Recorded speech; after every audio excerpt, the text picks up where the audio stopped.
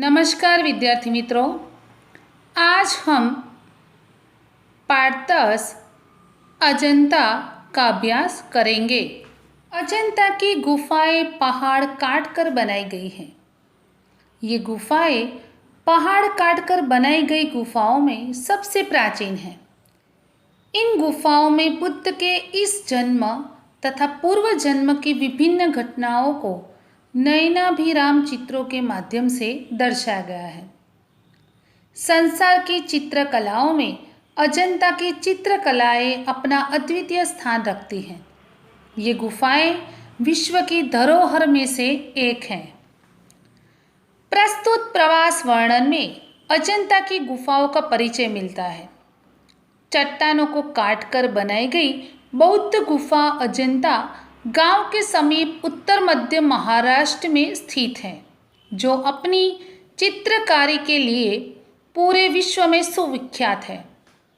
अजंता की गुफाएं बौद्ध धर्म द्वारा प्रेरित और उनकी करुणामयी भावनाओं से भरी हुई शिल्पकला और चित्रकला से ओतप्रोत हैं, जो भारतीय इतिहास में कला के उत्कृष्ट ज्ञान को दर्शाती है।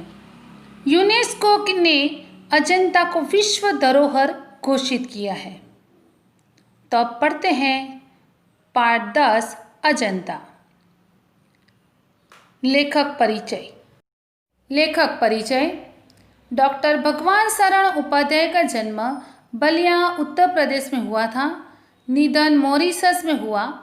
साहित्यकार के रूप में देश विदेश की अनेक महत्वपूर्ण संस्थाओं से सक्रिय रूप से संबद्ध रहे हैं।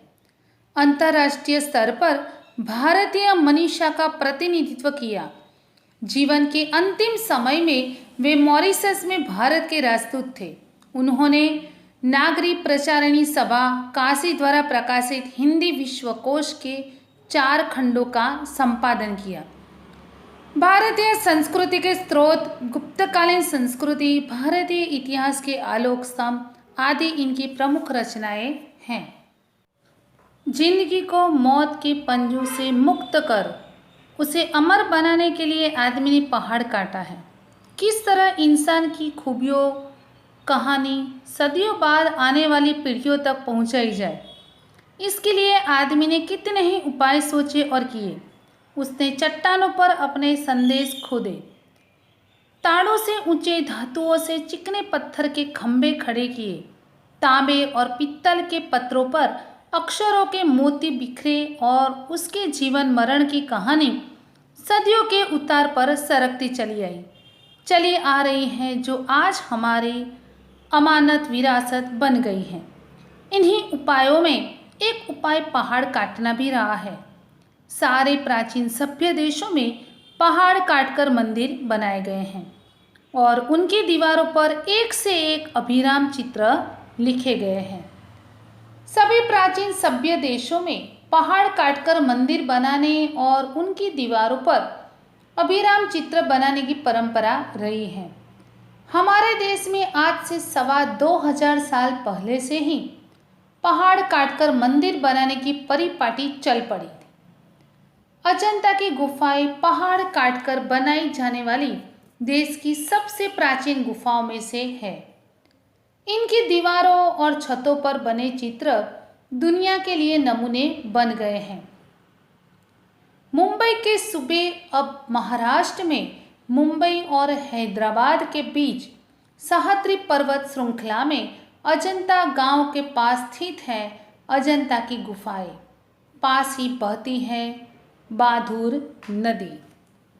अजंता गांव से थोड़े ही दूर पर पहाड़ों के पैरों में सांप से लौटती बाधुर नदी कमान से मुड़ गई है। वही पर्वत का सिलसिला एकाएक अदृश्य चंद्राकार हो गया है। कोई 250 फुट ऊंचा हरे वनों के बीच मंच पर मंच की तरह उठते पहाड़ों का यह सिलसिला हमारे पुरखों को भा गया है और उन्होंने उसे खोदकर भवनों महलों से भर दिया। सोचिए जरा, ठोस पहाड़ की चट्टानी छाती और कमजोर इंसान का उन्होंने मेल जो किया तो पर्वत का हिया दरकता चला गया और वहाँ एक से एक बरामदे, हाल और मंदिर बनते चले गए। पहले पहाड़ काटकर उसे खोखला कर दिया गया, फिर उसमें सुंदर भवन बना लिए गए। जहाँ खंभों पर उभारी मूर्तें विहस उठी, भीतर की समूची दीवारें और छतें रगड़कर चिकनी कर ली गई और तब उनकी जमीन पर चित्रों की एक दुनिया बसा दी गई। पहले पलस्तर लगाकर आचार्यों ने उन पर लहराती रेखाओं में चित्रों की काया सिरस दी। फिर उनके चेले कलावंतों ने उनमें रंग भरकर प्राण फूंक दिए। फिर तो दीवारें उमंग उठी, पहाड़ पुलकित हो उठे। कितना जीवन बरस पड़ा है इन दीवारों पर, जैसे फसाने अजायब का भंडार खुल पड़ा हो। कहानी से कहानी टकराती चली गई है। बंदरों की कहानी, हाथियों की कहानी, हिरणों की कहानी, क्रूरता और भय की, दया और त्याग की। जहाँ बेरहमी है वहीं दया का भी समुद्र उमड़ पड़ा है। जहाँ पाप है वहीं क्षमा का सोता फूट पड़ा है। राजा और कंगाल, विलासी और भिक्षु, नर और नारी, मनुष्य और पशु, सभी कलाकारों के हाथों सिरसते चले गए हैं। हैवान की हैवानी को इंसान की इंसानियत से कैसे जीता जा सकता है? कोई अजंता में जाकर देखे, बुद्ध का जीवन हजार धाराओं में होकर बहता है। जन्म से लेकर निर्वाण तक उनके जीवन की प्रधान घटनाएं कुछ ऐसे लिखी दी गई है कि आंखें अटक जाती हैं, हटने का नाम नहीं लेती। यह हाथ में कमल लिए बुद्ध खड़े हैं, जैसे छवि छलकी पड़ती है। उभरे नयनों की जोत पसरती जा रही है और यह यशोधरा है वैसे ही कमल नाल धारण किए त्रिभंग में खड़ी। और यह दृश्य है महाभिनिष्क्रमण का। यशोधरा और राहुल निंद्रा में खोए, गौतम दृढ़ निश्चय पर धड़कते हिया को संभालते, और यह नंद है अपनी पत्नी सुंदरी का भेजा द्वारा पर आए बिना भिक्षा के लौटे भाई बुद्ध को लौटाने जो आया था और जिसे भिक्षु बन जान पड़ा था। बार बार वह भागने को होता है और बार बार पकड़कर संघ में लौटा दिया जाता है। उधर फिर वह यशोधरा है, बालक राहुल के साथ बुद्ध आए हैं, पर बजाय पति की तरह आने के भिखारी की तरह आए हैं और भिक्षा पात्र देहली में चढ़ा देते हैं। यशोधरा क्या दे जब उसका स्वामी भिखारी बनकर आया है? क्या न दे डाले? पर है ही क्या अब उसके पास? उसकी मुकुटमणि सिद्धार्थ के खो जाने के बाद सोना चांदी मणि माणिक हीरा मोती तो उस त्यागी जगद्धात्रा के लिए मिट्टी के मोल नहीं। पर हाँ, है कुछ उसके पास, उसका बचा एकमात्र लाल, उसका राहुल, और उसे ही वह अपने सरबस की तरह बुद्ध को दे डालती है।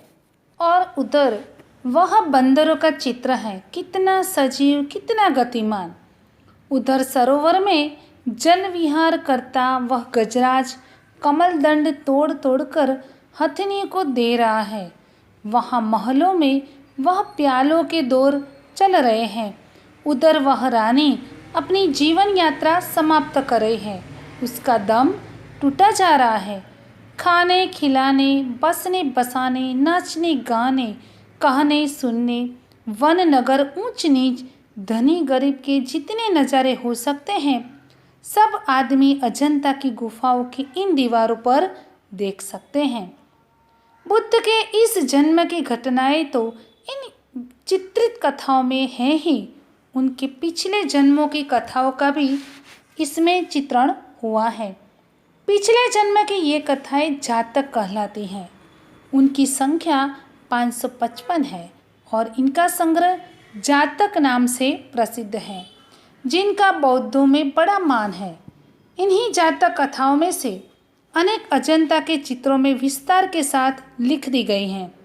इन पिछले जन्मों में बुद्ध ने गज, कपि, मृग, आदि के रूप में विविध योनियों में जन्म लिया था और संसार के कल्याण के लिए दया और त्याग का आदर्श स्थापित करते वे बलिदान हो गए थे। उन स्थितियों में किस प्रकार पशुओं तक ने मानवोचित व्यवहार किया था, किस प्रकार औचित्य का पालन किया था, यह सब उन चित्रों में असाधारण खूबी से दर्शाया गया है। और उन्हीं को दर्शाते समय चित्रों ने अपनी अपनी जानकारी की गांठ खोल दी है, जिससे नगरों और गांवों, महलों और झोंपड़ियों, समुद्रों और पनघटों का संसार अजंता के उस पहाड़ी जंगल में उतर पड़ा है। और वह चित्रकारी इस खूबी से संपन्न हुई है कि देखते ही बनता है। जुलूस के जुलूस हाथी, घोड़े, दूसरे जानवर जैसे सहसा जीवित होकर अपने अपने समझाए हुए काम जादूगर के इशारे पर संभालने लग जाते हैं। इन गुफाओं का निर्माण ईसा से करीब 200 साल पहले ही शुरू हो गया था और वे 7वीं सदी तक बनकर तैयार भी हो चुकी थी। एक दो गुफाओं में करीब 2000 साल पुराने चित्र भी सुरक्षित है, पर अधिकतर चित्र भारत के इतिहास के सुनहरे युग गुप्त काल 5वीं सदी और चालुक्य काल 7वीं सदी के बीच बने। अजंता संसार की चित्रकलाओं में अपने अद्वितीय स्थान रखता है। इतने प्राचीन काल के इतने सजीव, इतने गतिमान, इतने बहुसंख्यक कथा प्राण चित्र कहीं नहीं बने। अजंता के चित्रों ने देश विदेश सर्वत्र की चित्रकला को प्रभावित किया। उसका प्रभाव पूर्व के देशों की कला पर तो पड़ा ही, मध्य पश्चिमी एशिया भी उसके कल्याणकारी प्रभाव से वंचित न रह सका। यहाँ पर यह पाठ पूर्ण होता है। आभार।